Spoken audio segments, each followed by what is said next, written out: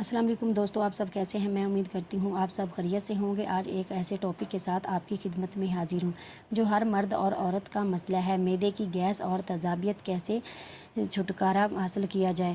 معدے کی گیس اور تیزابیت کے آپ کے ساتھ چند ٹپس اور ٹوٹکے شیئر کر رہی ہوں جو ہر حال میں کارآمد اور فائدہ مند ہیں۔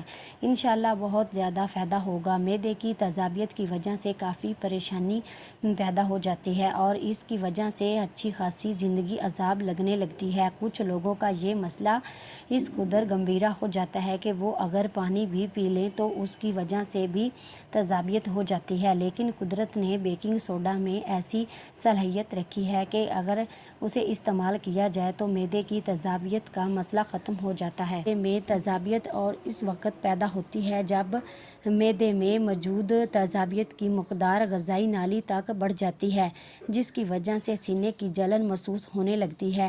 ایسا تب ہوتا ہے کہ جب ہم بہت زیادہ مسالے والا، چکنائی و تیزابی کھانا کھائیں۔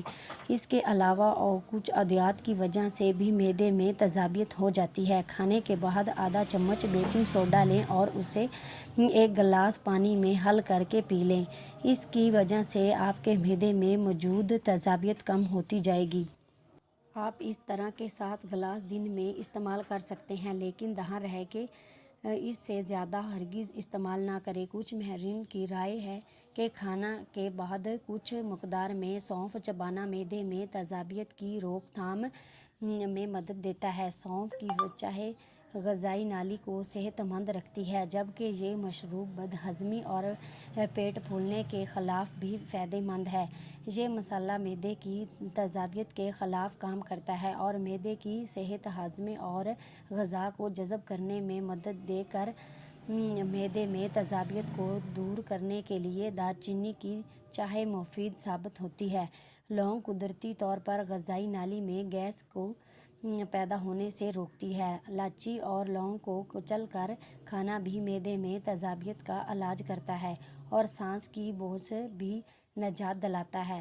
زیرہ بھی معدے میں تیزابیت کو معمولی پر رکھنے میں مددگار مسئلہ ہے، جو کہ ہاضمے میں مدد دینے کے ساتھ پیٹ کے درد کو بھی ختم کرتا ہے۔ ایک چائے کا چمچ زیرہ ایک کپ ابلتے ہوئے پانی میں ڈال کر ہر کھانے کے بعد عادت بنا لیں۔ ادرک کے متعدد طبی فوائد ہیں۔ یہ ہاضمے کے لیے بہترین اور ورم کش ہوتی ہے۔ معدے کی تیزابیت کم کرنے کے لیے ایک ٹکڑا ادرک چبا لیں یا کچھ مقدار میں ادرک کو ابلتے ہوئے پانی میں ڈال کر پی لیں۔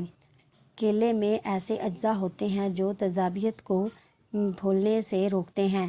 یہ معدے کی تیزابیت سے نجات کے لیے انتہائی آسان ٹوٹکا ہے، یعنی روزانہ صرف ایک کیلا کھانا بھی تیزابیت سے ہونے والی تکلیف کو روک تھام کرتا ہے۔